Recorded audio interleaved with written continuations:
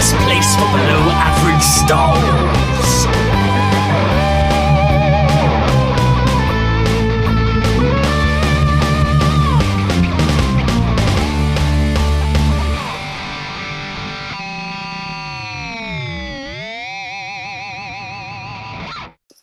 Hello there, and welcome to the Star Wars Show. The best place for below average Star Wars. I'm the Geordie Jedi Pete. I'm Canon Junkie XL Ian. And we are back with a very special episode of the Star Wars Show today. We have an interview with Mr. Stephen Bridges, aka Saucerhead from Solo, a Star Wars Story. Stephen Bridges, he is an absolutely wonderful magician, and he was brought on to the Solo, a Star Wars Story project, first as a consultant in regards to the Sabacc game and how card players hold cards, which he'll go into in the interview, so definitely stick around and listen to that. And then after being brought on as a consultant, he then also became part of the CFX crew, where he was able to portray the dealer, who is, of course, aka Saucerhead. So I'm very excited for everyone to listen to Stephen's story, not just how he got into magic and how that became his career, but also obviously his experiences on set with working on Solo, a Star Wars Story. So it's going to be a fantastic interview coming right up. But before we dive into that, me and Ian, we both love Solo, Star Wars Story. We think some people maybe slept on it a little bit. It came quite quick after The Last Jedi, like 6 months within The Last Jedi. Obviously, Star Wars in this current era as a Christmas movie. This came out in the original summer slate of May. So there's lots of different reasons why people sort of slept on it, and we want to talk about why we love it. And hopefully you guys, listeners, if you did sleep on it, can go watch the movie, enjoy it, and then also enjoy the interview with Stephen afterwards. So just to get us started, Ian, what's some of your favourite things about Solo, a Star Wars Story? Oh, favourite things. Number one, I think Alden Ehrenreich obviously did a fantastic job as Han Solo. Before the movie, I thought no one's going to be able to pull this off. Like, it's such an iconic character. But he did such a good job. Even, obviously, I saw this not long ago. Even Harrison Ford rang up Ron Howard to say the kid absolutely smashed it. So that was a personal highlight for me because, like I said, I didn't think anyone could pull it off. Two, which is a weird one for me, I really enjoyed seeing Kessel in live action. Obviously, I think it's the first planet ever mentioned in Star Wars with the Spice Mines of Kessel. Obviously, we've seen it in Rebels, and subsequently now we've seen it in Clone Wars, but it was awesome to see it in live action, obviously, with the Arcades Maelstrom going around the planet and that, and obviously the Kessel Run. But no, actually seeing the planet of Kessel was a pretty cool thing to see. And probably my third, just to round it off right now, is obviously I like the criminal underworld side of Star Wars. So it was nice to see stuff like Crimson Dawn, and then obviously you mentioned obviously see the Pikes and that, and it's something that I would love to see more of in Star Wars. You, mate? Yeah, I think you hit the nail on the head, Ian. Some fantastic reasons there. I think, we see C-3PO and he says, we'll be sent to the Spice Mines of Kessel. And like, straight away, that's what makes Star Wars feel so real, as all these other places that gets mentioned that feel so organic and real, but like we've never been there and seen them. And then here, obviously we've seen them in animation, but here, we're going to go there in a movie now, which is just fantastic. I thought Castle, the mines looked brilliant. I loved how the mines seemed like a very dark place, dark places in, those workers there aren't workers. Do you know what I mean? They're very much there as slaves, which again, it dates back to like, you would have thought, we watched The Phantom Menace and slave trade's quite big on Tatooine, and you would think, by this time the slave trade's gone, and say, well, no, it hasn't. Obviously, we see that in the Clone Wars Season 7, obviously when Ahsoka goes to Kessel. We see that even the Republic was basically turning a blind eye to this thing. Definitely, yeah. And I think, like, when you think about who's head of the Republic, Palpatine, he's definitely turned a blind eye because that's what he wants to do. I love some of the set design. Like I said, I love the castle set design. I absolutely love the Vandor Lodge, which is where the actual Sabacc game takes place. I love the set design there.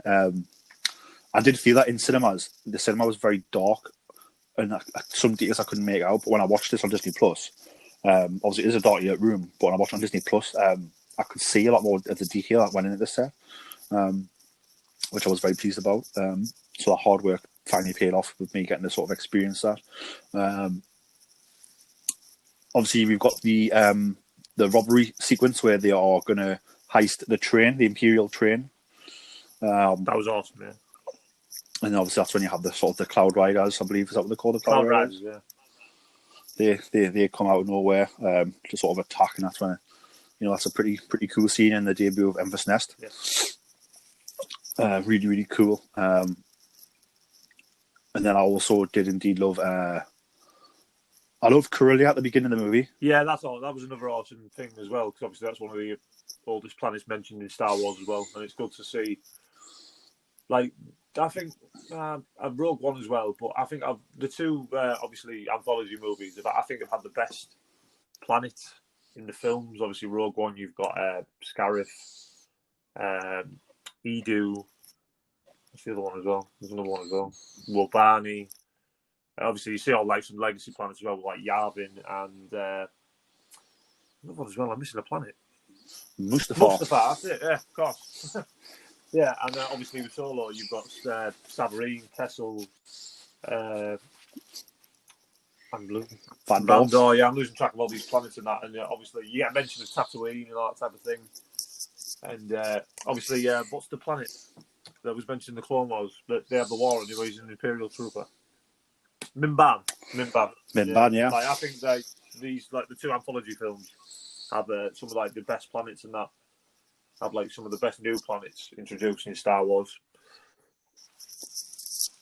Yeah, I love Corellia. Yeah. I would love to go back to Corellia. Yeah. I feel like Corellia, we were there for such a short space of time at the beginning of the movie that I would love, and I love what I saw, that I would love to go back to Corellia and spend some more time there. It's a bit like Coruscant, but like not as built up, so it's like it feels a bit more authentic. Yeah, so I'm excited to sort of maybe go back to Corellia, hopefully in a live action TV series. I would love to go back to Corellia before the Empire. See what it was like before the Empire. Definitely. Like during the Republic days and all that. And then my other favourite one from Rogue One, seeing as you brought it up, is the Ring of Catherine. Yes, that's awesome. Yeah, that's a really interesting place. I can't figure out how it works. Yeah, and I just love all them street vendors cooking the food. That just makes me want to, because I'm a fat pig. I'm like, I want to go there and just eat all the food that's on getting cooked on the street corners. I can't believe I forgot that as well. Jeddah as well. Just when of course, we're talking about awesome planets in the anthology films, Jeddah as well. But the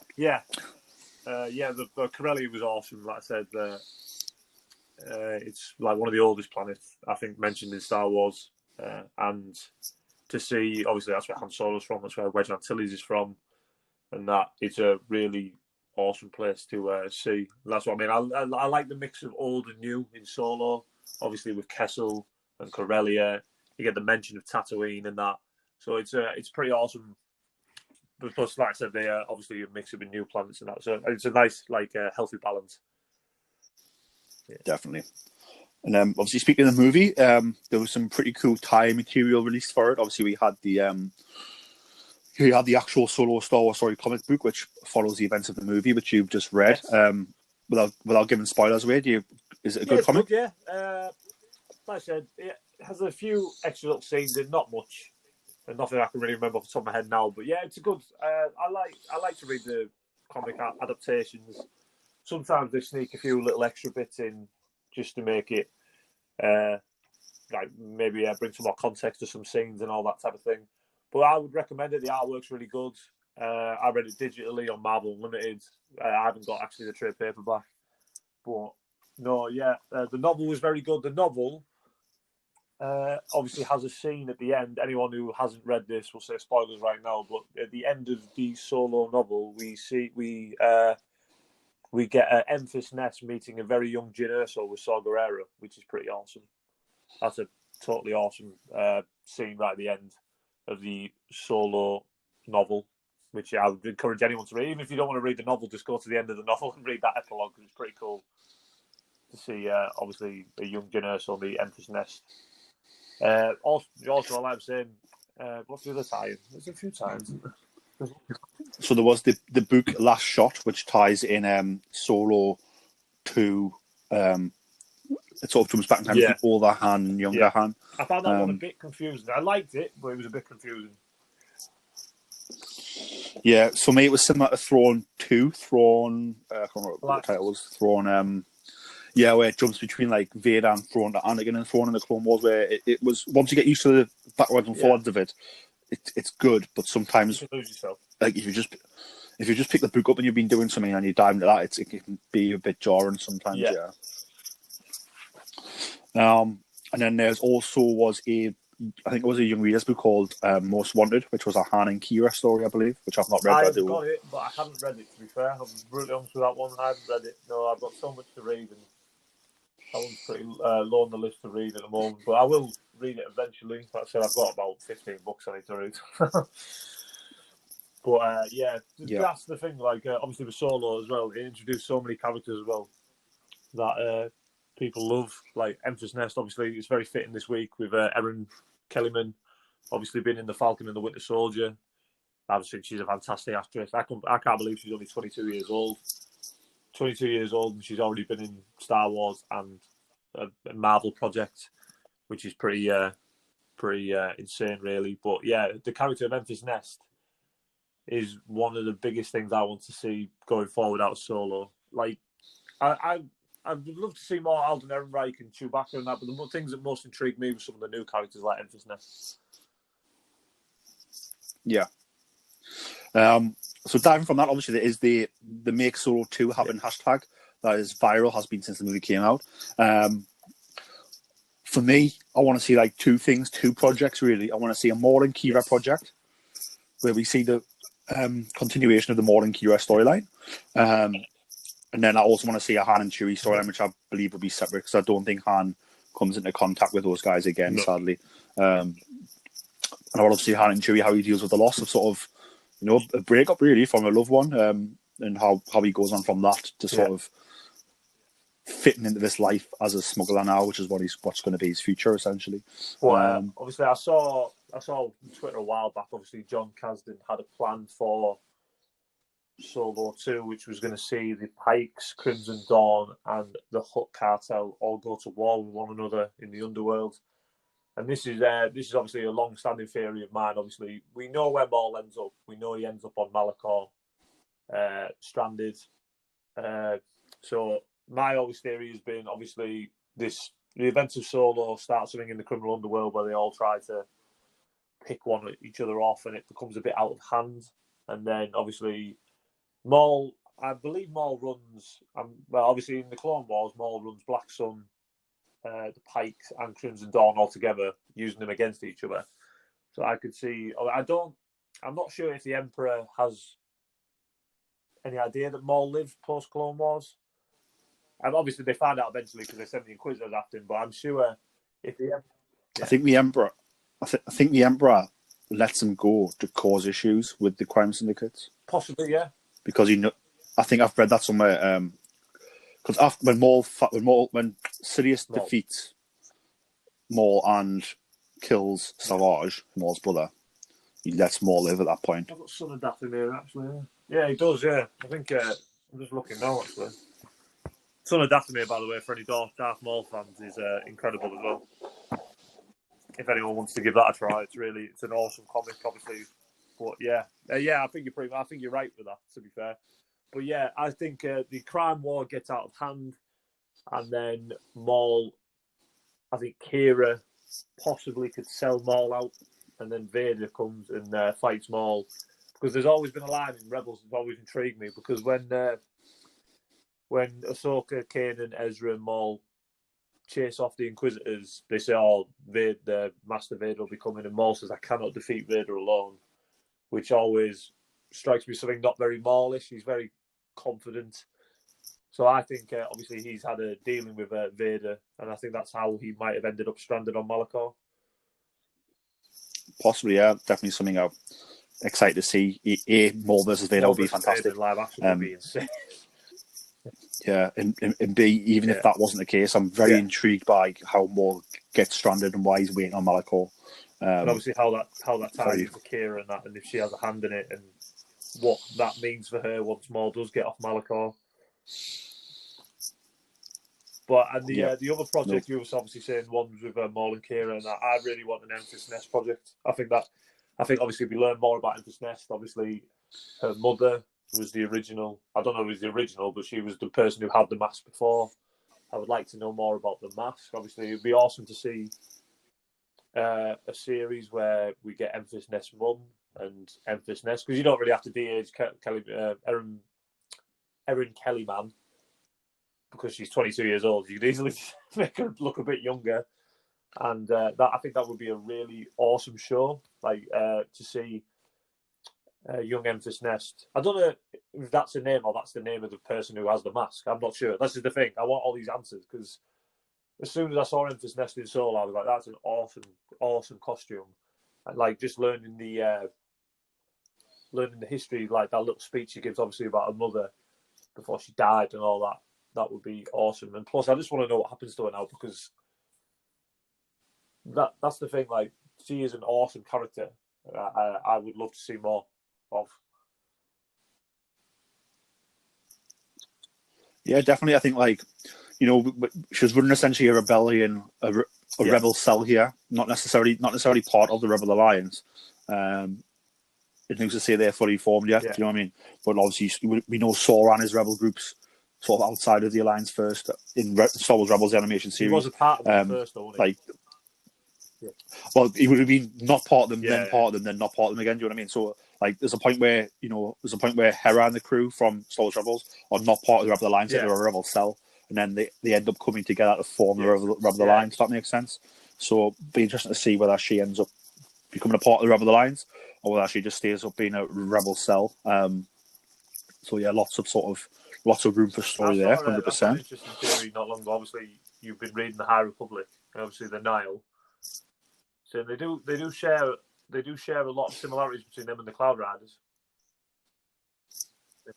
Yeah, definitely, 100%. So be interesting to see if it ties into that, whether they just find these outfits there and then sort of wear them, or whether it's a case of the direct descendants of them. Maybe could be a bit deeper.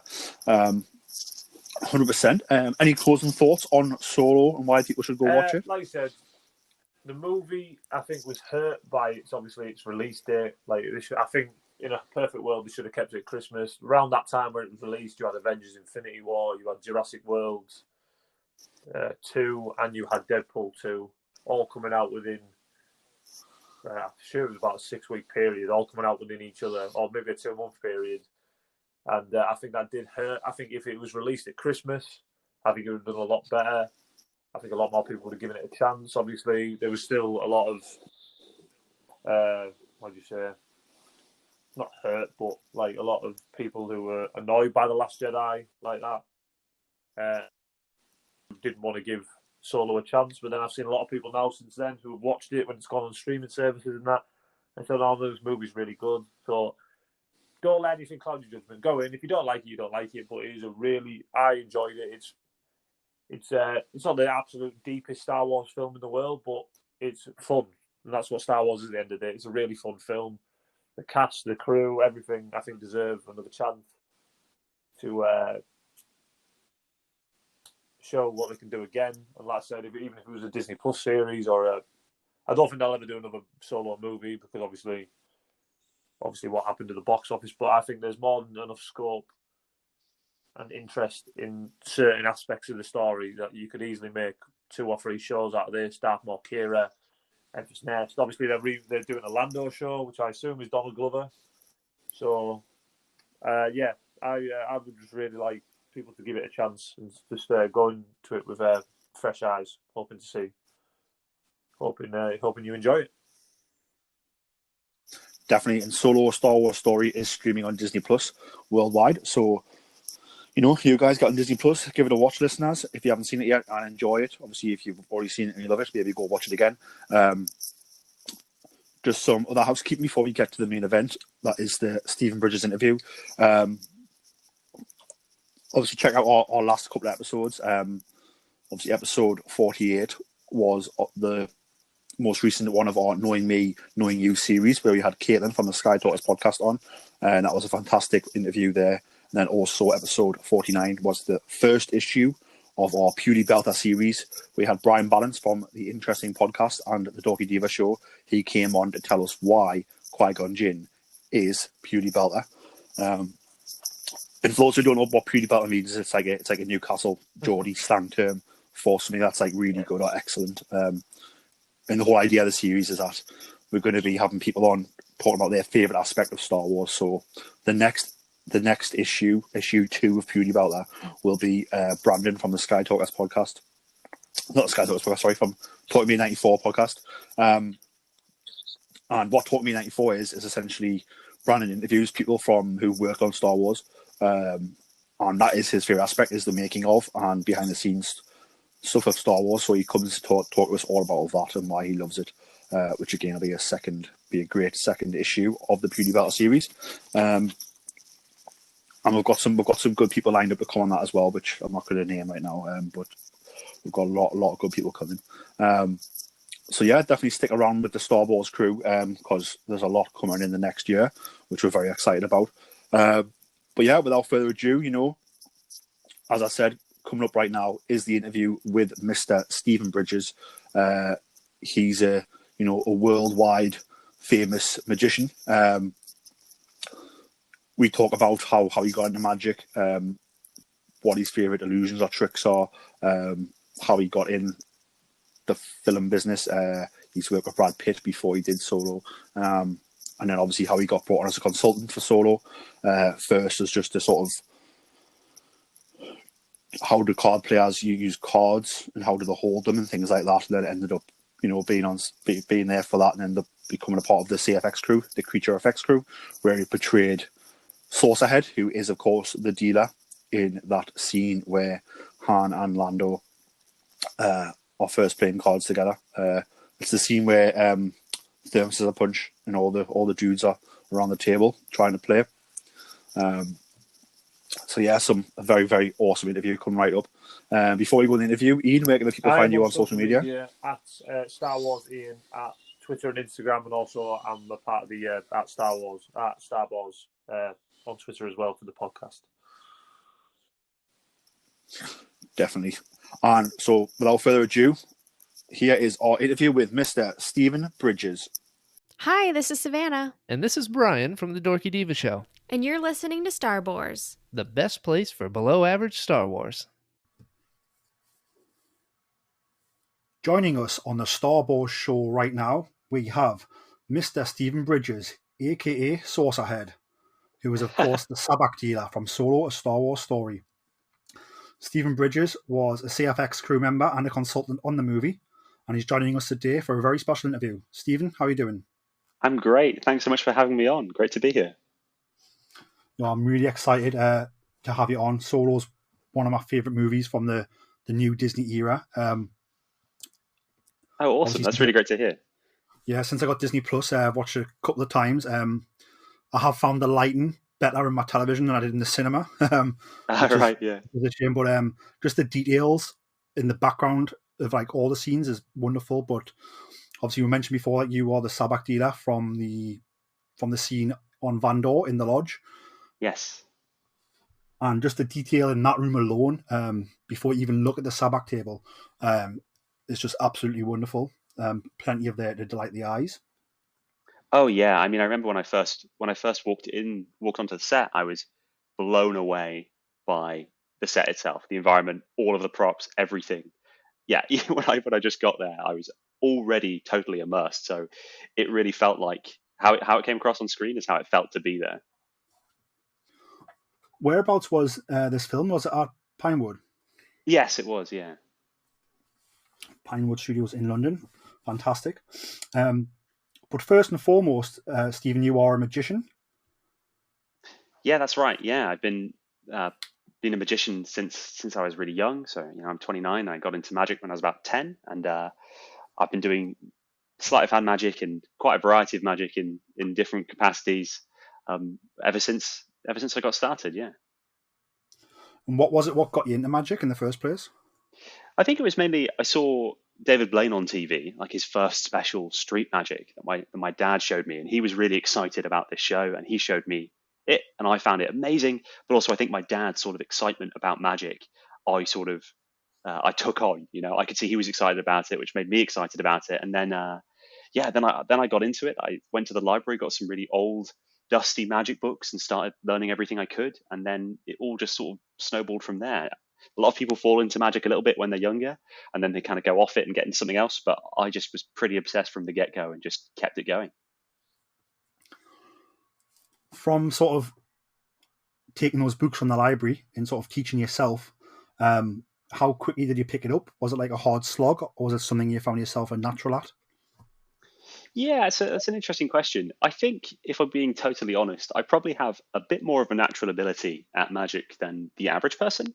Although for me, whenever I'm thinking about learning and developing skills, I always think that the work you put in completely outweighs any kind of talent you may have. So someone can be really talented at something quite naturally, but then if there's somebody else that's not very talented and they work really consistently at that thing for a long period of time, I think they'll end up better than the talented person. So for me, I think I did have a slight edge in terms of natural ability, but I also think that the real thing that helped me improve was just sort of a bit of an obsession and an addictive personality, and just immersing myself in magic.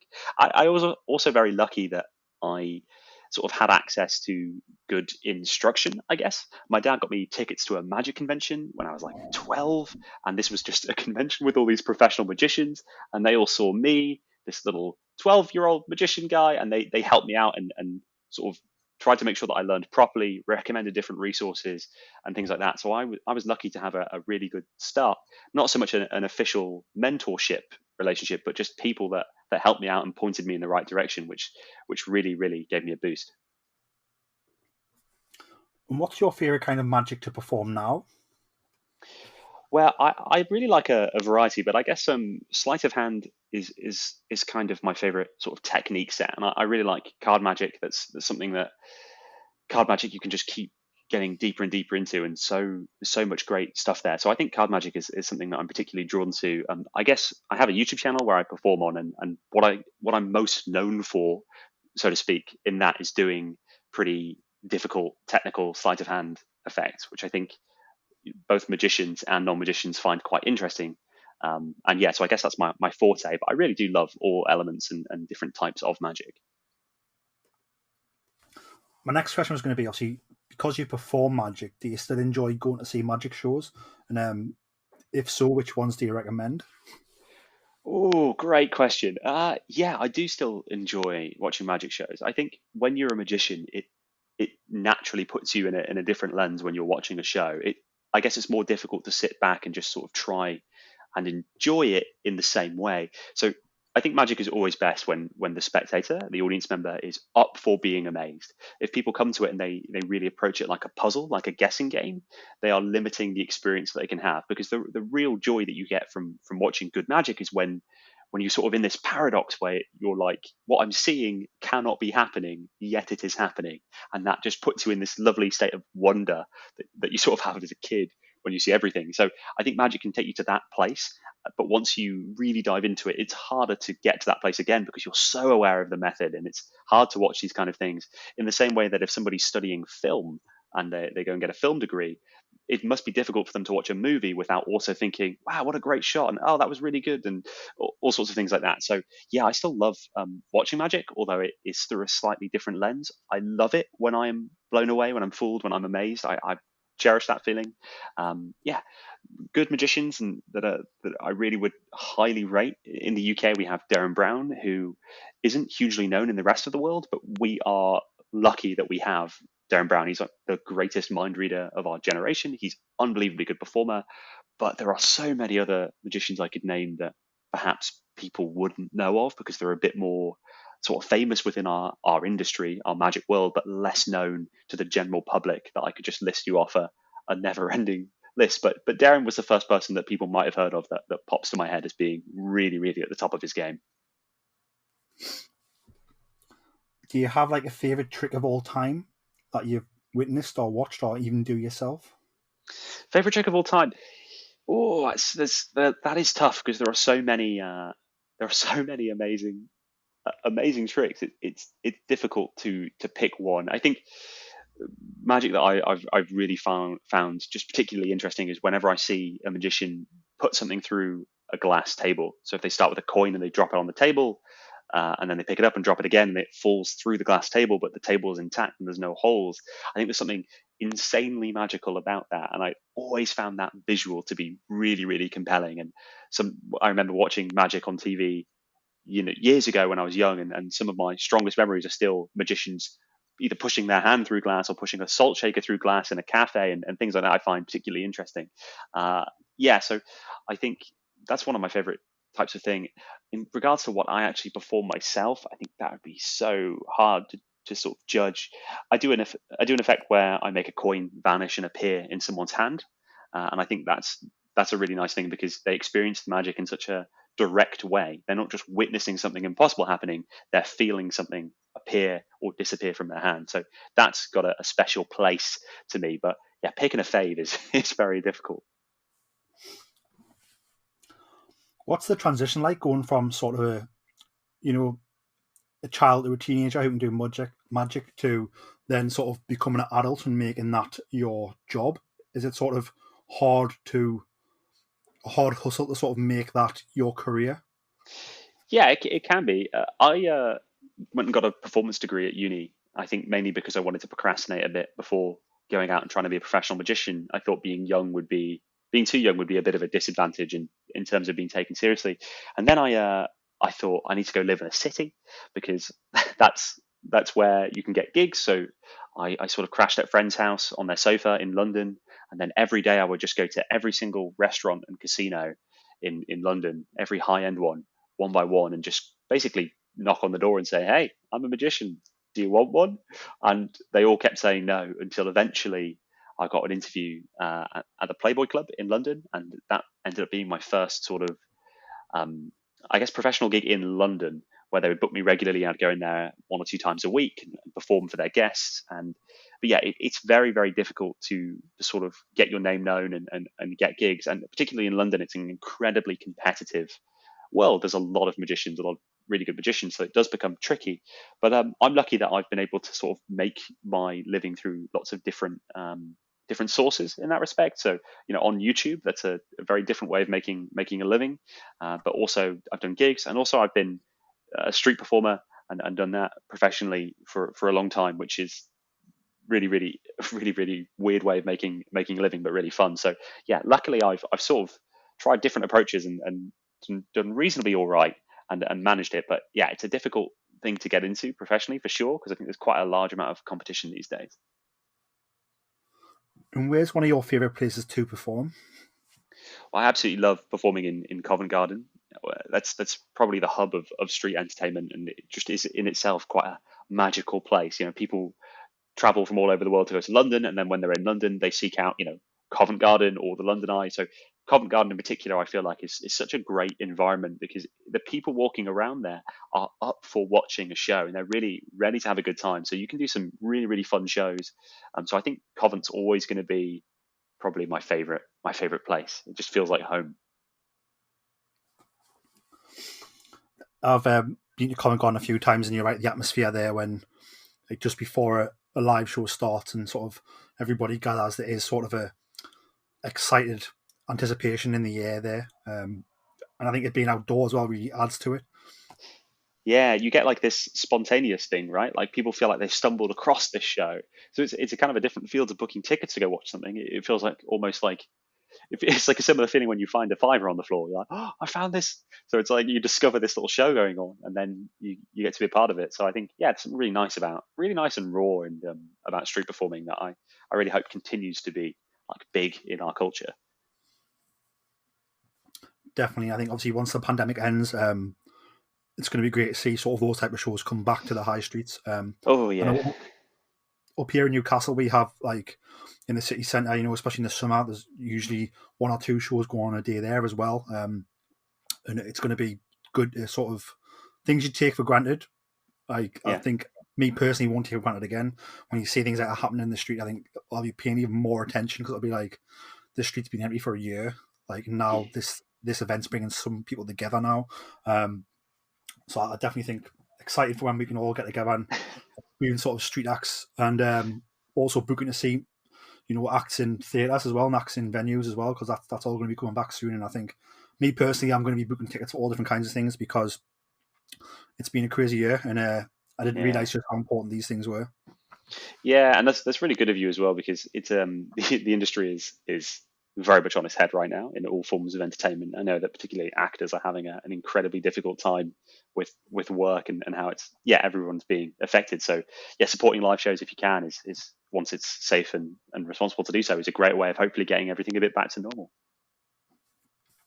Definitely. You mentioned obviously your skills being in sort of sleight of hand and in card magic, card tricks, Yeah. which obviously sounds like the perfect segue to go into how did you get involved with the movie Solo: A Star Wars Story. Yeah, so originally I got called up by an agent for a different job. Not that I had them as an agent, but people can find me, I guess, slightly easier than the average magician because I do so well in search results on YouTube and stuff. So they found me to be in a Brad Pitt movie as a hand double, and I did that, and it was like a one day job, and it was all fun and fine. And then later, the same agent called me up and said.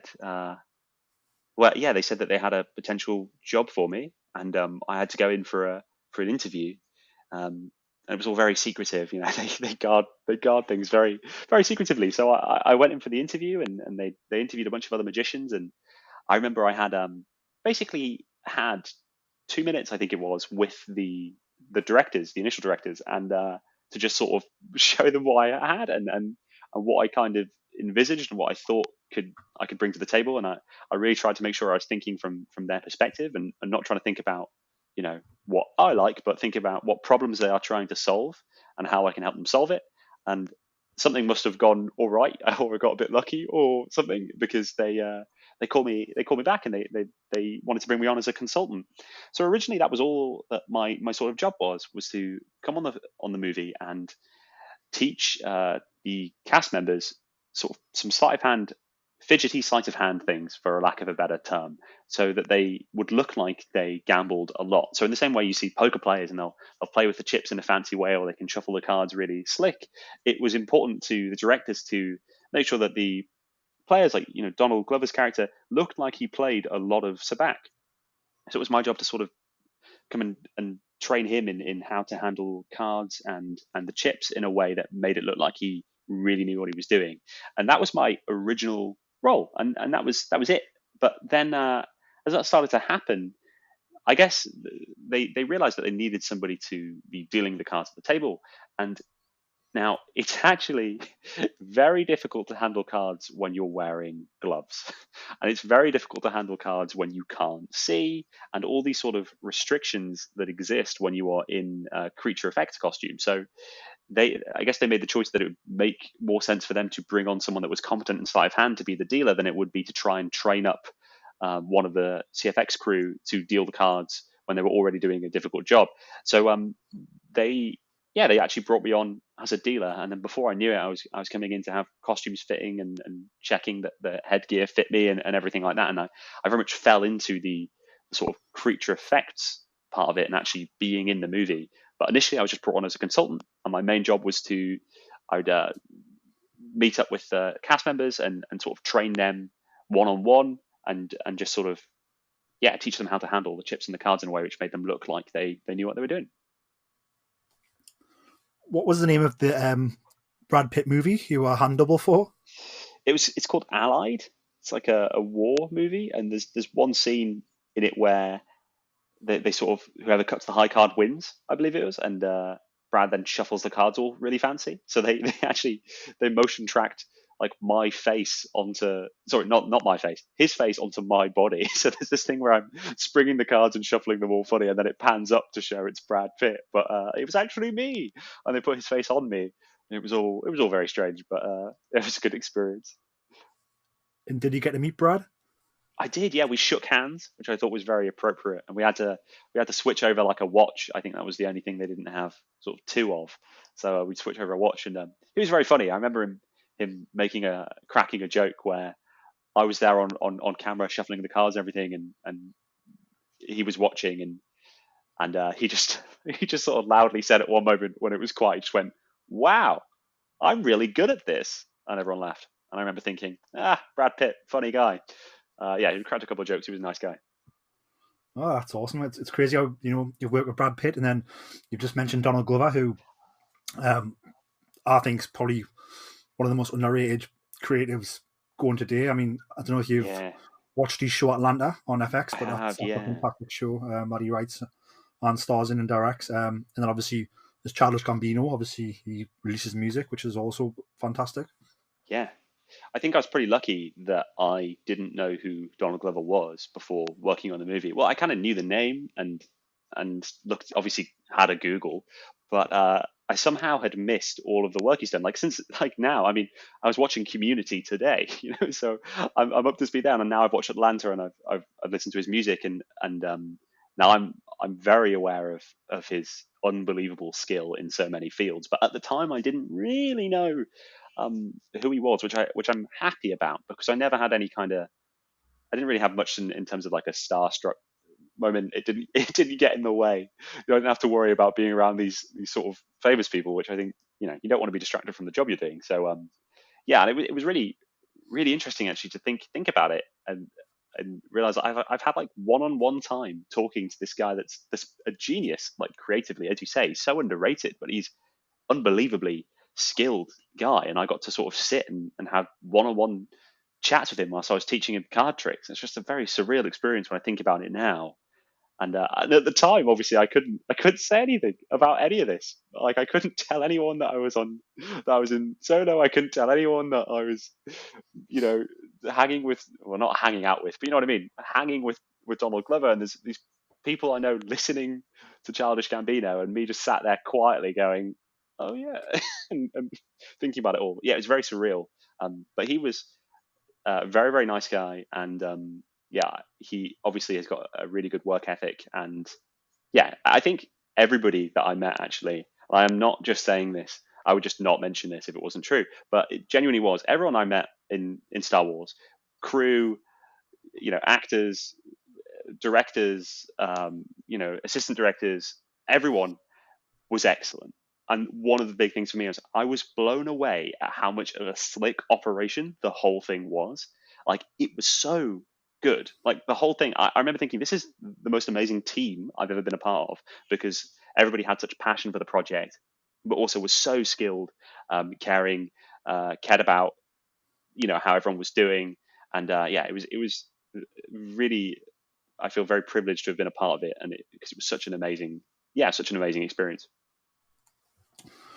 So you mentioned when you went for the interview, that was with the directors at the time. So that was Phil Lord and Chris Miller. So they personally interviewed you. It wasn't a case of an assistant did it or someone from the Yeah, from the I think CFX did it.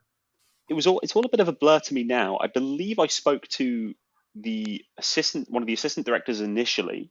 That was sort of my point of call, and then I had the sort of opportunity to meet them very very briefly and sort of a little mini showcase, I guess, and sort of give some advice. One of the things that I requested was that they change the size of the cards slightly, uh, and which they did. And it's kind of strange that even though that's such a minor thing, it still feels kind of surreal that I affected the size of a prop in Star Wars. But yeah, so it was little things like that where I just gave my thoughts and my I guess quote unquote expert opinion on how to sort of really make the sleight of hand elements work. And yeah, and so yeah, I got to meet the directors once again. Luckily, I'd seen the Lego Movie and 21 Jump Street, but luckily didn't get too starstruck and just I was focused on just hopefully doing a good job. And yeah, so I was lucky. Yeah, it's great because those guys are so talented. Obviously, Lego Movie, 21 Jump Street, the recent Spider-Man and the Spider-Verse movie, which was fantastic. So sort of again, Brad Pitt, Donald Glover, and again, like these guys are just absolutely fantastically talented at what they do. Yeah, it is insane to me to have been alongside, as I say, like directors and crew that are really at the top of their game. And yeah, I'm very very fortunate to have been a part of it. And I think if you think about it, in that moment when you are sort of performing for them, you have their attentions on you. So just think you might go and watch their movie in the cinema and love it, but then in that moment they were watching you do what you do and they were loving it. Yeah, it is strange. I guess that is the thing, is that if I was to perform magic in front of a really competent magician, and that would feel maybe quite nerve-wracking. But I know that I'm the most qualified magician in that room, so I guess there's a level of confidence there that maybe kept me feeling a bit more relaxed about it. Because yeah, that's what I do all the time, magic, sleight of hand. So that's the thing I feel comfortable with, and yeah, they seem to enjoy it. Yeah. I don't know if you can talk about this or not, but so obviously you get told there's possibly a job and you have to go for an interview. Obviously, I know the code name for the movie was Red Cup. Yeah. At what point do you realize it's a Star Wars movie? Well, yeah, sort of. Yeah, I'd be lying if I could pinpoint if I told you I could pinpoint the exact moment, because it is all a bit of a blur to me now. But it's sort of one of those things which you could maybe kind of get an idea of when you're actually in the environment. You know, there's all sorts of stuff around.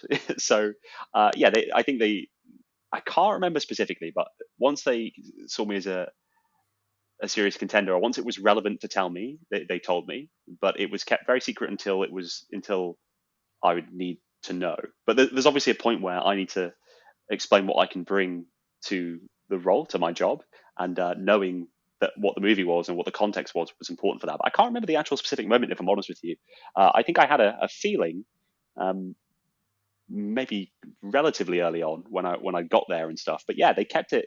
They do keep things secret, which they need to, because the last thing you want in a movie like this is there to be a leak that ruins the ending or something. So they quite rightly kept it on a need to know basis until, yeah. Do you have any sort of CFX crew or consultant crew Red Cup merchandise, T-shirts or caps that they give you? Oh yeah, I do. I have I do have some crew merchandise, which I have like a really nice jacket that I wear. One time I was wearing that jacket, and it just says something like CFX team solo, and I remember I wore that just around London, and the amount of people that would point that out to me and come up to me and say hi, and it's absolutely crazy, because there's been two separate occasions where I have seen someone that I didn't know wearing one of those jackets, and I knew they were in the crew, and I walked over and I was like, "Hello, I was also on that movie." And then we had a little chat. Like, I bumped into one of the editors at a cafe. So it's really nice having the merchandise, because it sort of meant that people would come up to me and tell me what they thought about the movie, which was really awesome. And also it meant that I could see, oh, there's a crew member, and I didn't even realize that someone I may not have met, but that we were on the same project. So yeah, it's really awesome to have got some sort of crew only merch. Yeah, I think it's a really nice touch that they do with the Star Wars productions, where it's just like a little thank you, a little gift. It's one of a kind. Obviously, only the crew members get them. And again, like as you just said there, the connectivity it brings to people coming up and thanking you for the work on the movie, or you bump into somebody else with one and you get to talk about working on the same film, although you never met. It is just sort of a magical thing. Yeah, it really is. It's really awesome that you can have something that visually indicates to people that, and as you say, you can meet people, and because of that, it's great. So obviously you are initially hired as a consultant, obviously to help the actors look like seasoned gamblers. Obviously, when you're brought on as consultant, obviously the game of Sabacc's been in Star Wars lore for nearly 40 years at this point. Yeah. Although we've never seen it portrayed in a movie yet. It's been mentioned, but we've never seen it portrayed in a movie. This is the first time it's going to be portrayed properly. When you're brought on as a consultant, sort of what was your understanding of the game of Sabacc, and sort of how did that evolve? Yeah, well, actually, one of the first things that we did was we were taught Sabacc and then played it. And as I say, this all was quite a while ago, so I don't want to exaggerate, but we played a lot of Sabacc, perhaps for 3 days. We just played Sabacc. And one of the things that I would have assumed when watching a movie like this, like if I wasn't involved in a movie, I would just think, oh, they've just sort of made up a game, but the game doesn't really work. It's just for the sake of the movie, and there's no sort of basis to it. But actually, Sabacc holds up as a really good game. Like, it works. And we would play it on set. There'd be times where, for example, they're doing a different shot in the same set, but I'd be out of shot. So we would have our heads off, and me and the guys around the table, the team that were around the table, wouldn't be wearing our masks because we were out of shot. But we needed to sort of be there because we would be in shot in a moment, or they'd want to. Yeah, so it wasn't like leave set and go do something else. It was like, be here, just ready. So we would just sit there and play Sabacc. Like, we just genuinely just kept playing. And it's quite funny because I remember joking with the guys about how we're amongst the best Sabacc players in the world. Like, we're the top players in the world because no one else had played it at this stage. But we played it all the time, and it really holds up as a good game. It's got sort of similarities in terms of poker, but elements that make it really interesting and add like an extra degree of gamble to it, and it really held up as a good game. And I was actually amazed at how good a job the props department and the people designing the game had done, and how committed the whole production was in making sure that these elements were real. Like, they so easily could have just not created the game, right? They could have just sort of, it's a movie. They don't need to make the whole game work. They could just have some pieces and some cards and be like, yeah, but the game works. And I remember when we were on set, occasionally, director would ask about something regarding the game, and we would ensure that we stayed true to the game. We'd say, oh no, you can't maybe roll dice at that moment, or that hand means this, or so we actually kept it as true to the real game as we could, which I really respected, that attention to detail that they had on the game. So I'm really happy that they did that, and it just made the whole experience it made it more real, which I think is important, and it comes through in the movie when you watch it. Yeah, I think obviously time is money on a film set, but the fact they want to take that time to make the game authentic, which in turn makes everyone's performance authentic, which in turn makes the viewing experience authentic, and that's what makes Star Wars so great. So I'm really pleased to hear that they went to that detail to do that. Yeah, they really were concerned with quality. You're right. Movie sets are incredibly expensive to run, and obviously they don't want to be wasting time, but they weren't. They were just being efficient, but also caring about the quality. None of this was sort of, let's just churn out a movie. None of that. Every stage of everything, you could tell that such thought and care was going into it, which once again made it so much better to be a part of. If I'd just been involved with some movie that wasn't very good, no one really cared about, they're just trying to churn out a movie to make some money, it would have felt very different. But the care and the quality and attention to detail really made it a special experience. So obviously you brought on as consultant. You're helping the guys sort of learn the habits of sort of seasoned gamblers, how to hold cards, how to bet, how to hold themselves, how to depict different habits that sort of card players have. And then you end up going from consultant to being part of the CFX crew, which is the Creature Effects crew. Yeah. How does that happen? And did you work with Neil Scanlon? Okay. So I wish I remember names and everything. So yeah, I was moved to the CFX crew to fulfill the role of someone to deal the cards, and it made more sense for me to just do it than to try and teach somebody else to do it. But yeah, I quickly realized my sort of perception of people wearing costumes would just be like, oh, okay, it's kind of like extra work. You put on a costume and that's it. But actually, I quickly learned that being a CFX crew member is a whole skill in itself. And there is no chance people realize when they watch the degree of just what goes into of people being these characters on set. It's incredibly, it's a really tough job because my costume was one of the more sort of lenient ones. It wasn't too heavy, but you're still wearing gear that's quite heavy. You can't really see. Maybe you can't hear very well. You're sort of like breathing in your own air a bit. So these things can be quite tough to wear. But some of the costumes are the headgear are they're animatronics, and when people are wearing them, they can't hear anything and they can't see anything. So the actual, I guess, endurance and that's needed to be a CFX crew member cannot be understated. It is a tough job, and I would absolutely admire the stamina from all those crew members involved. So that was really interesting to see, and it really pays off too, because the whole CFX team, are amazingly good at bringing those characters to life. I remember the first time when I sat down at the table and I looked across from me and I saw Six Eyes. It was the most surreal experience because I was looking at an alien. I was looking at an alien. There was no compromise. What you see when you watch the movie is what I was seeing when I was sat there. And it's so good that they spend so much time going into practical effects with Star Wars, because it really changes the viewer experience, and the whole CFX team are the best of the best, and it makes those characters look alive and real, which is just like, yeah, it's just great. I had a similar experience. So obviously watching the movie, I see Six Eyes, who's called Argos Panox, and don't know why, but I thought that's probably CGI. And then I was at Star Wars Celebration Chicago, and there was a CFX panel. Yeah. And Neil Scanlon was on the panel, who sort of runs the CFX department for Lucasfilm.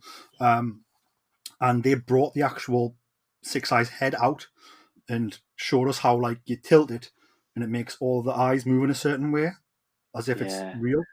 So yeah, I got to see sort of that head and how it works and how real it is. And it even me sitting a few rows back in a convention center seeing that head work, I was blown away. I was just like, oh wow, that was actually on set. Jesus. And I'm telling you, if you were 2 feet away from it, it looks just as good. It's unbelievable. What's really nice too about using practical effects like that is that it allows a bit of sort of improvisation in what the performers can do. If you're doing CGI entirely, then you kind of have to very much pre-plan something, and it maybe takes away a degree of spontaneity. But I remember there was these little moments where the person controlling the eyes would maybe make one eye move and look and then ping back, and it's like these moments are kind of like playful and sort of improvised in at times, and you can't.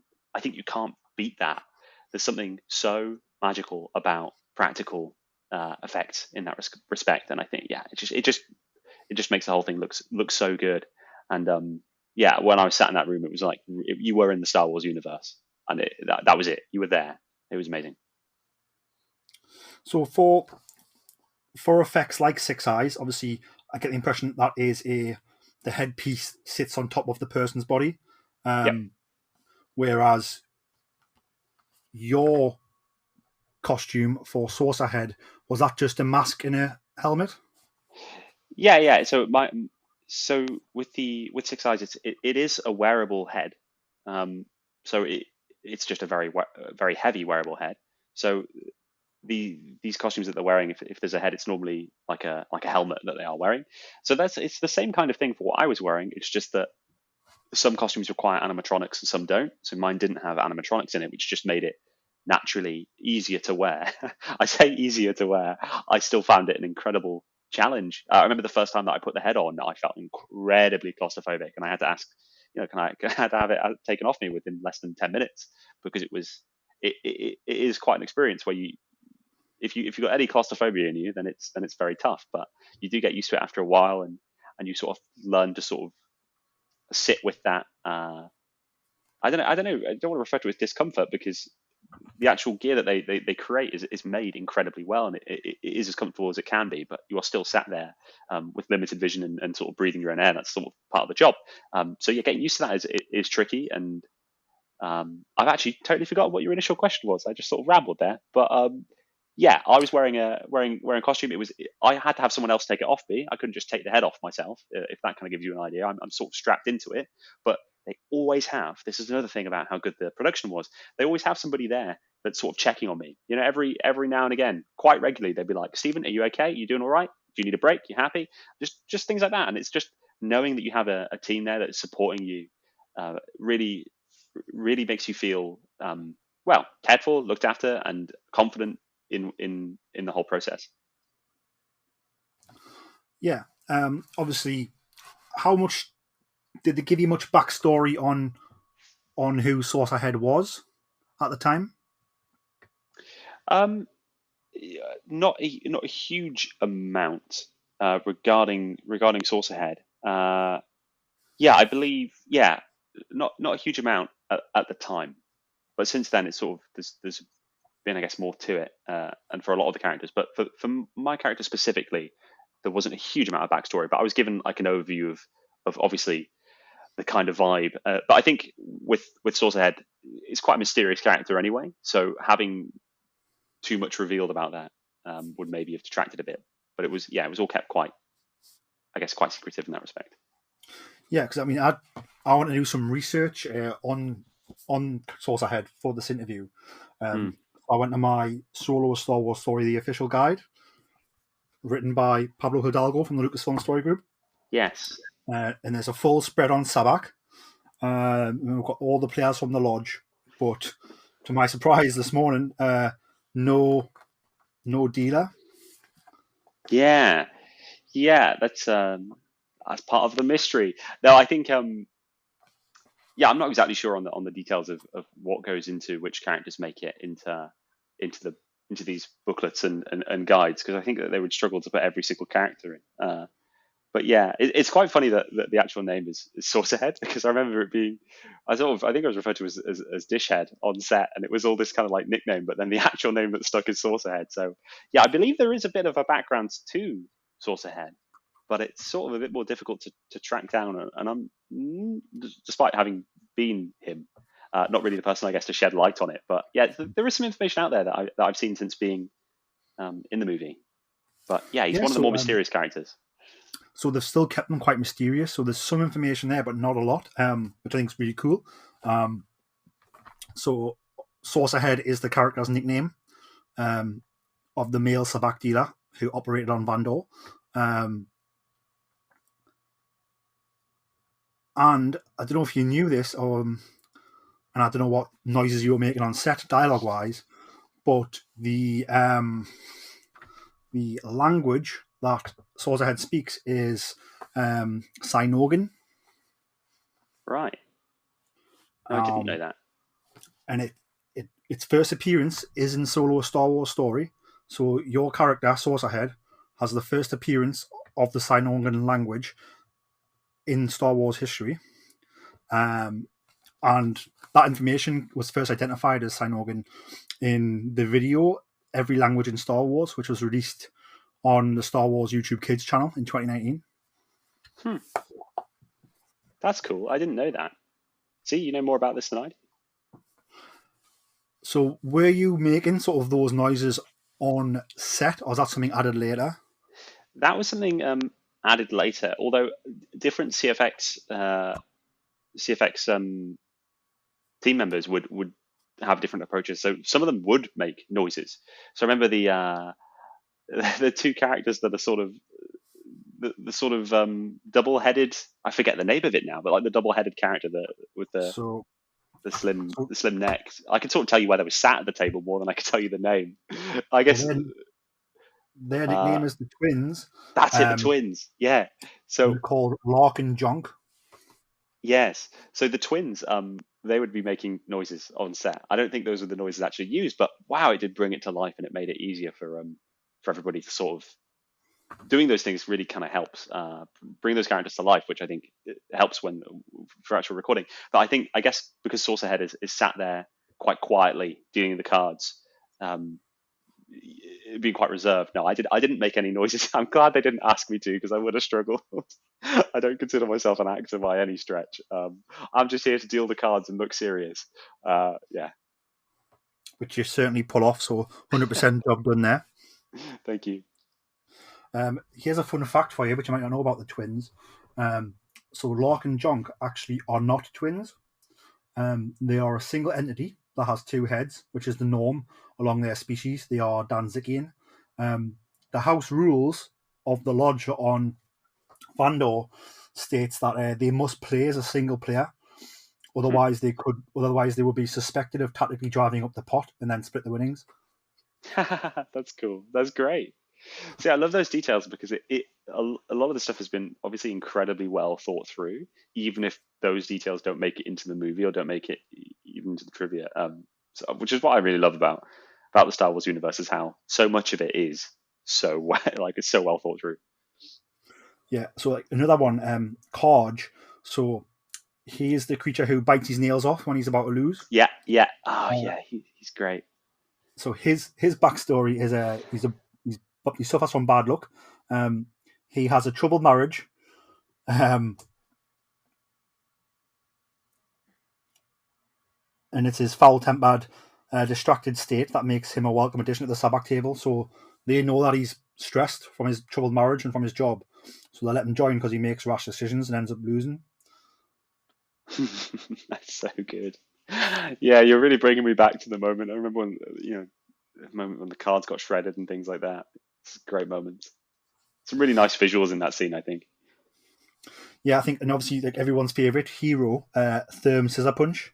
So he's the big lobster who was at the table. Yes. Yeah. So what was it like? Sort of, was it obviously you've got all these characters around the table, Yeah. all of them sort of acting in certain ways, and when you've got the puppeteers creating the eyes or moving the tentacles or whatever. Just sort of how easy was it to get carried away and sort of play Star Wars? So easy. Honestly, like this, I expected, I'm going to be in a movie, there's going to be a lot of green screen and all this stuff. But it was, we were there. We were there in the lodge. And, the big sort of light that's sort of over the table is the lighting. They don't have these external lights they're in. That's the light. And they could adjust where it was and the sort of intensity of it. But that's what's bringing the lighting. So really, bar the cameras being there and the crew, you are there. And that's it. And I think maybe they added some stuff afterwards in post, but in general, all of the sort of main characters are all actually really there, and they are moving just like it's not been, as far as I'm aware, it's not been tweaked in post, which it's amazing that it hasn't been, given that you see like Six Eyes blink, and stuff. It just looks like that couldn't be done with practical, but it is practical. So yeah, it was all totally real to me.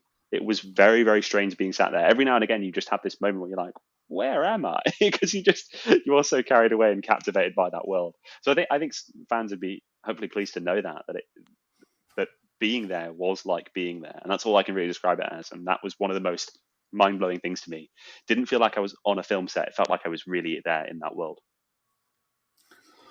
One of the things I love about the scene, I love the whole scene, the creatures, the lighting, the way the lodge looks, but the actual pot itself is a proper mix match of everything from across the galaxy, from Mandalorian coinage, crystal and vertex coin, Sabacc dealer tokens. There's Imperial credits in there.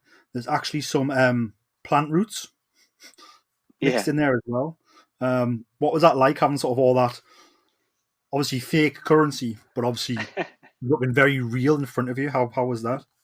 Yeah, it was great. I mean, I would play with the chips and, constantly, like, as I say, we've played the game so much. So after a while, you're just kind of like, we are there and we are Sabacc players. So it was great. It's nice that there was that much attention to detail, even on props that were so small like that, they felt heavy, and it's not sort of cheap stuff that just looks good but doesn't feel good. Like the whole thing, they felt like they were valuable coins, which once again was nice and added to things. I don't know if you answer this or not, so don't worry if you can't. But do you have anything from the production? Oh, like as in souvenirs or things? Yeah, like any props, anything like that was given to you, or? No, nothing like that. I'm not sure what their policy is on giving away things, but no, the only sort of mementos I have are the actual the merchandise itself. But no, I don't have any of the cards or any of the chips or anything like that. Yeah, no, none of that. Can you imagine if I did though? The eBay price, it would be it would be insane. No, it would be. It's funny. I did in London. There was a Star Wars Identities exhibition, which was in, what year was it? I can't remember exactly what year it was. It was it ran from 2016 to 2017, and we had like everything from the archives on display there, pretty much. And it was in the O2 at the time, and it moves from country to country, so I'm not quite sure where it is now. But like just the props and the details that were on display there was fantastic. And this was obviously sort of before Solo came out, so I'm hoping it comes again with a lot of these props from Solo, because as I said, like the props look so real. You have so much detail that You know, these prop makers really are the best artists out there. Absolutely. This is, yeah, I keep mentioning the sort of attention to detail, but yeah, the props team and the costume team are insanely good. Like the best in the world, surely, because yeah, everything in that movie was just so well made in every respect, and it totally blew my expectations of what I thought. It changed how I looked at what's possible in a movie. That's how good it all is, really. Going back to sort of being on set, obviously, you know, we've mentioned being on set with these 6 alien characters who are Hmm. gambling. You're the dealer, so you're the 7th alien character. But then you have Donald Glover as Lando Calrissian, and you have Alden Ehrenreich as Han Solo. Yeah. How would they working with yourself, and also like how was all these aliens working with them? Was it like, did it flow well on set? Oh yeah, yeah. The whole thing was a very very slick operation. It was all very good. I found everybody great to work with, and yeah, it was a very good collaborative environment. So yeah, I have only positive things to say about everybody that I work with. Luckily, genuinely everyone that I met in the movie, in production, crew, cast, everyone was really nice and really good at their job. So yeah, the actual environment on set was very good. The environment and sort of rehearsals and those kind of things, and just even just being what's the phrase? Not backstage, but just in the green room, or I forget what the phrase is, but not being on set, even that was all very good, and yeah, great. So I know that was quite a vague answer, but I'm not sure what I could say in terms of specifics, but uh, yeah, the overall experience in the team is brilliant. Was Chewbacca on set as well? Obviously, Jonas being Chewbacca. Yeah, yeah, he was. Jonas is great. Yeah, I remember seeing the actual costume and thinking, and how unbelievable it was, and being told sort of how that came together and how it was made, and just like once again, it just keeps blowing. Everything I learned just blew my expectations out of the water, and just the sort of attention to detail and handmade element of these things is just incredible. Who else thought the main cast was on set with you? Was like Woody Harrelson, Emilia Clarke there as well? Um, that is a great question. Emilia Clarke was at one point. I didn't meet her, but she was there. Obviously, she's in the scene. Um, yeah, that's the sort of the other person that pops to mind. But then who else was there? I've forgotten their name. That's awkward. What's the name of the person that's yeah, it's going to pop into my head 10 minutes later in the interview, and I'll tell you. But yeah, there was various sort of cast members. If they were in the scene, they'd sort of be around. Uh, yeah, but yeah. Was Phoebe Waller-Bridge there, who was obviously L3? Oh gosh, getting me on names now.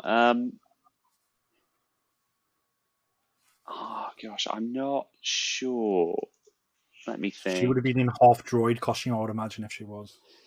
It's quite possible, if I'm being totally honest with you, that I just either have forgotten names as time has gone on, or been at times maybe unaware of who I was talking to. So not to embarrass myself, but yeah, I would definitely struggle to list all of the people that I met, and perhaps And embarrassingly not know there's the that many significance of awesome some. characters on set. Like I'm surprised, to take it all in is quite hard, I'd imagine.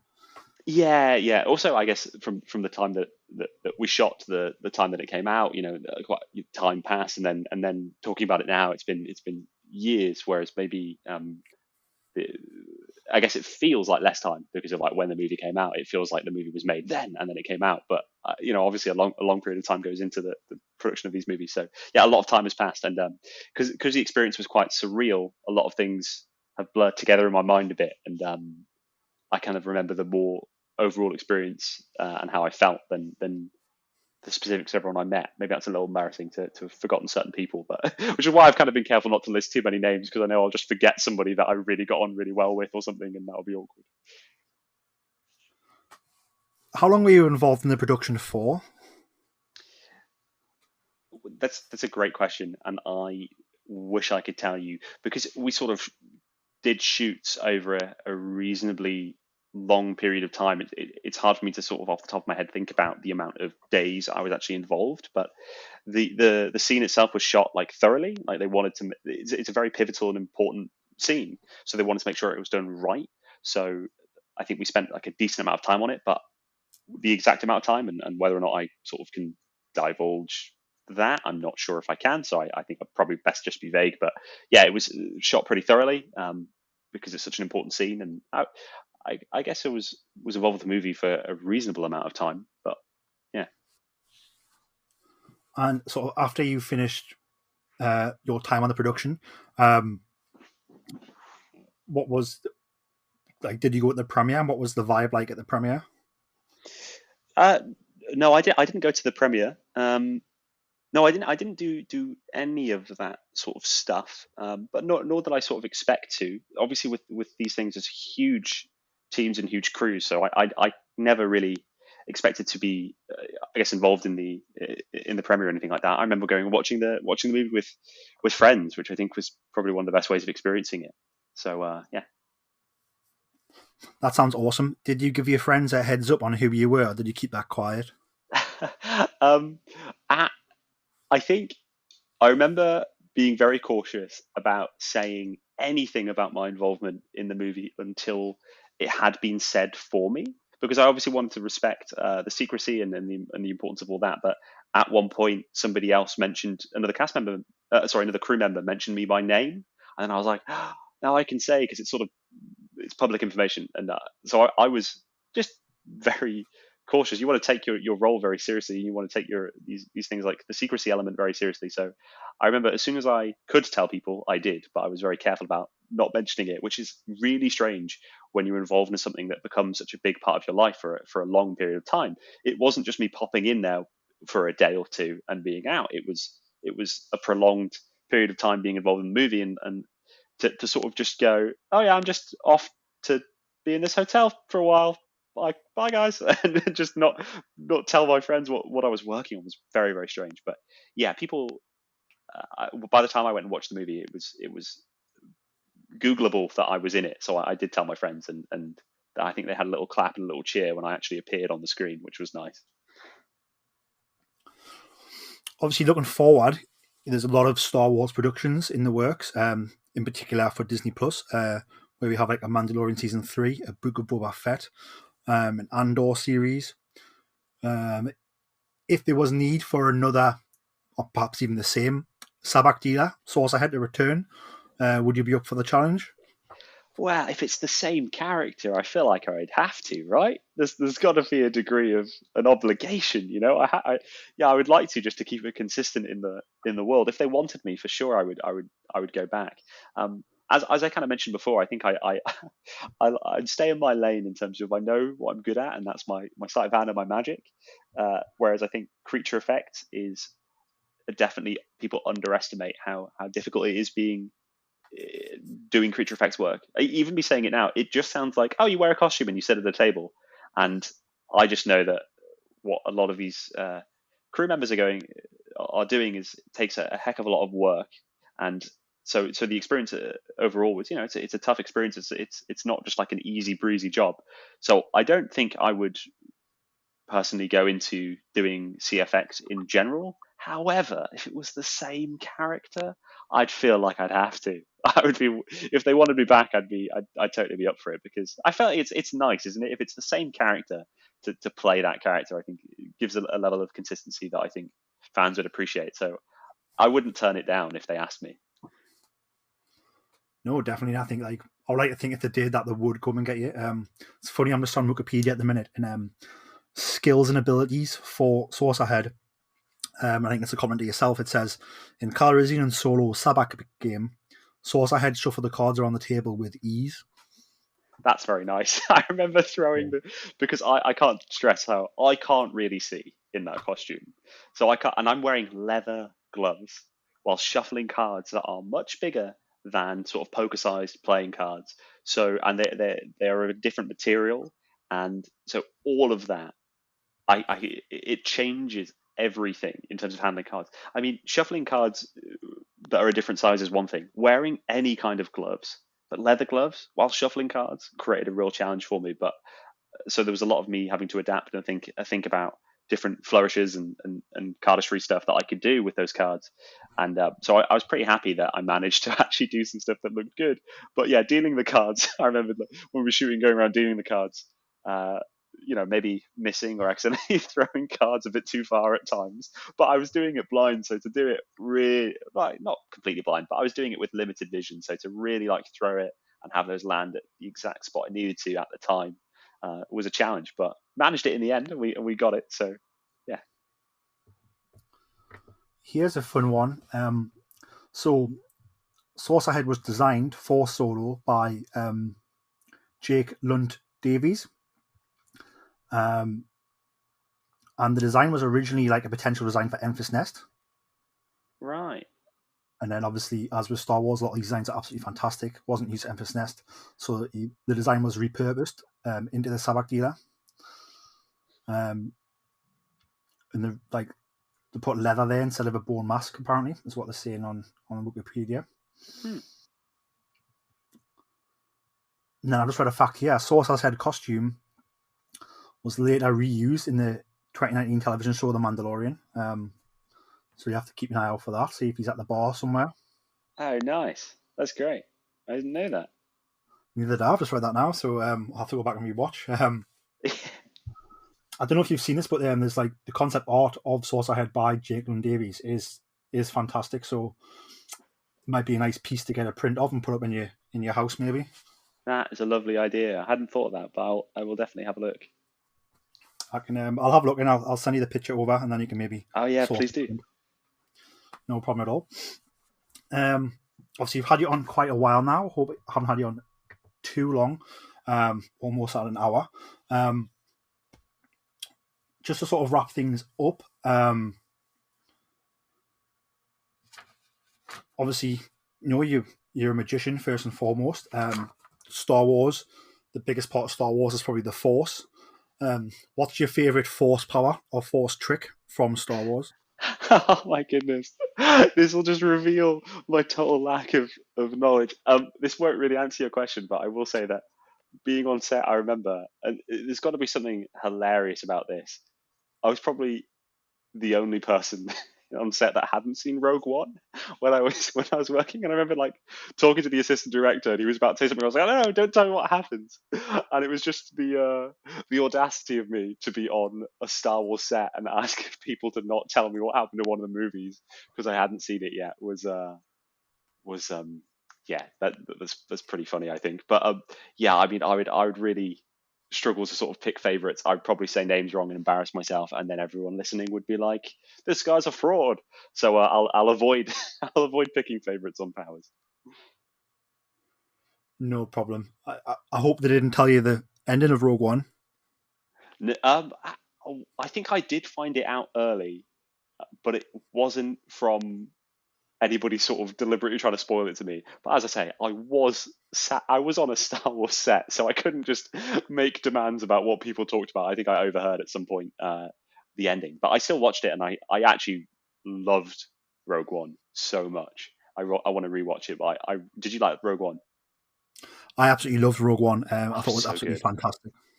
It was such a great feel, right? Like it just felt like a war movie, but I loved it. I loved the whole feel of it. It was one of my faves. It was sort of like, I don't know if you've watched like Band of Brothers, like that type of Band of Brothers mixed in with Star Wars type feel. Where it was sort of like nitty gritty war group coming together against all odds. Like, yes, people are going to die. We're going to show you that because that is the cost of war. Band of Brothers, it introduces these characters in the Band of Brothers series, and then throughout the series, some of them do pass on and they go through these troublesome times. Ultimately, the happy ending at the end of Band of Brothers, and obviously the happy ending here at Rogue One. So I really enjoyed how they doubled down on the war feel. I thought that was fantastic. I totally agree with you. It really was not what I expected in a Star Wars movie, but it was so good. Yeah, one of my favorites for sure. I think that's what's so good about Rogue One and Solo. So obviously you got Rogue One, which is like the war movie set in Star Wars, but it also feels so authentic Star Wars as well. and then you have Solo, which to me is like a heist movie set in Star Wars, and again, like it's still very much Star Wars, but you get this heist movie which we haven't had before, which I thought was really good.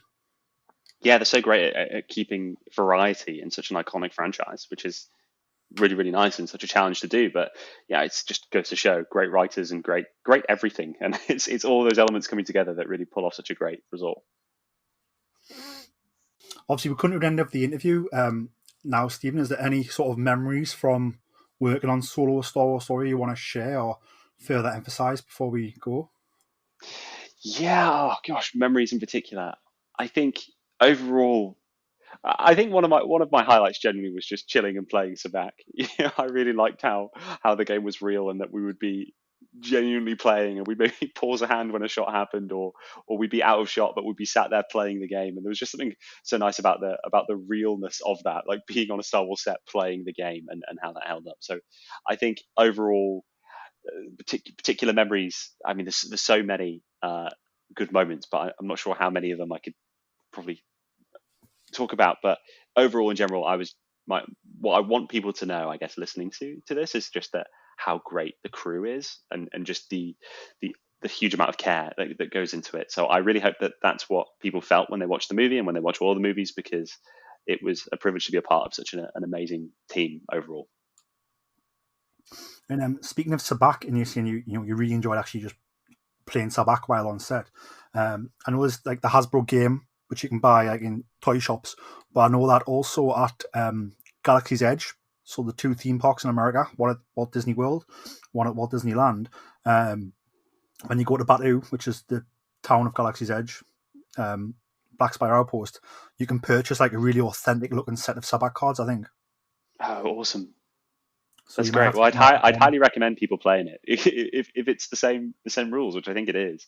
Then it really does hold up as a game, and I actually think in ways it's better than poker. But I don't want to start pitching iconic games against each other. But we were not playing it just because we were playing it because it was a fun game to play and really enjoyable. No, that is fantastic.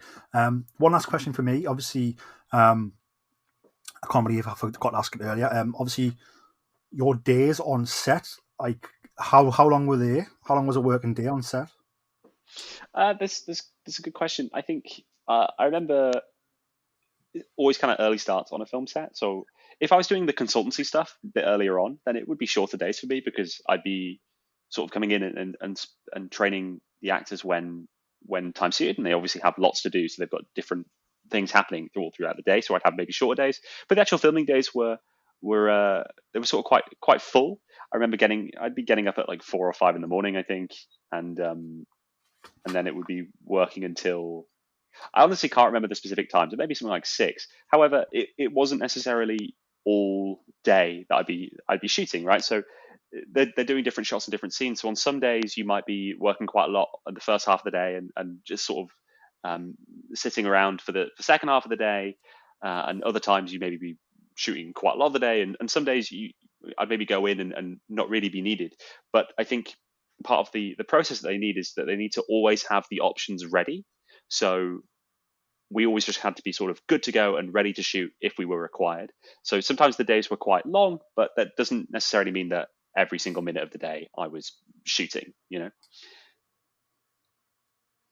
No, yeah, that's awesome. It's something I would love to do one day, even like just to be a fly on the wall on the set, just to witness everything that's going on. I think would be fantastic. Oh, you should maybe look at extra work, because I think that's sort of maybe an experience that some of the extras had. Obviously, they were on set and being involved in the in scenes in some capacity. So that could always be good, because you get to be there and see the environment and see the props and things like that. I'll have to keep an eye. I wonder if my fiance will let me do that. We'll wait and see. But no, I really appreciate you coming on and spending over an hour with me, Stephen, speaking about your background in magic and also your time on Solo: Star Wars Story. Where can the people find you on social media and out there in the web? Yeah, I mean, well, my name is Stephen Bridges, Stephen with a V, and I am pretty easy to Google. I think listeners might be interested if they go on my YouTube channel and search for Solo. they'll find a video where I talk a little bit about the experience if they want to sort of see a little bit more. And if you like magic, that's also a good place to find me and see. But I'm also on the other sort of social media places, the same name, same handle, pretty easy to find. So come and say hi. Brilliant. Guys, definitely go and check out Stephen's YouTube, especially for the solo stories, but also check out the awesome magic tricks as well. Stephen, again, thank you very much for joining us. I hope you're staying safe and sane out there in this pandemic time. Yeah, thank you so much for having me, Peter. Really appreciate it. No worries. Stephen, may the force be with you. And listeners, may the force be with you. Please follow us on Twitter at BoresStar.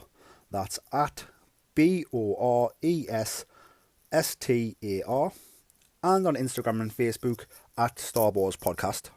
You can also reach us on email at starboarspodcast@gmail.com.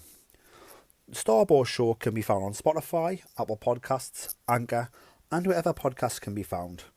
Please give us a like, subscribe, and don't forget to leave a 5-star review. May the force be with you.